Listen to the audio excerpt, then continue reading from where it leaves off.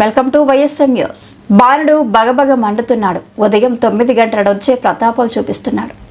ఇక వ్యాయామం చేసే వారికైతే ముచ్చెమటలు పట్టిస్తున్నాడు. ఈ క్రమంలో రెగ్యులర్గా ఎక్సర్సైజ్ చేసే వాళ్ళు వేసవిలో కొన్ని జాగ్రత్తలు తీసుకోవాలని ఆరోగ్య నిపుణులు చెబుతున్నారు. లేకుంటే తీవ్రమైన ఇబ్బందులు పడాల్సి వస్తుందని హెచ్చరిస్తున్నారు.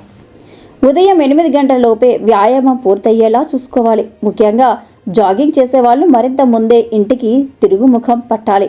సాయంత్రం అయితే 6 గంటల తర్వాతే మొదలు పెట్టాలి. మైదానాల్లో కాకుండా చెట్లు ఎక్కువగా ఉండే పార్కుల్లో వ్యాయామం చేయడం మంచిది.